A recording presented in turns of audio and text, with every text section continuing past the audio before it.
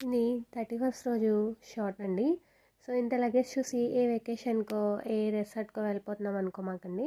So, ఒక ప్లేస్‌కెళ్తున్నాము. So, ఏంటి అనేది మీకు తెలుస్తూ ఉంటుంది చూస్తూ ఉంటే. సో, మేమైతే ఇప్పుడు మియాపూర్ మెట్రో స్టేషన్‌కి స్టార్ట్ అయ్యామనమాట ఇంటి దగ్గర నుంచి. సో, మెట్రో స్టేషన్‌కైతే వెళ్తున్నాము. తీరా మెట్రో స్టేషన్‌కెళ్ళిన తర్వాత మాకు మెట్రో ఎక్కే ఛాన్స్ లేదనమాట. ఎందుకంటే చాలా రష్‌గా ఉంది.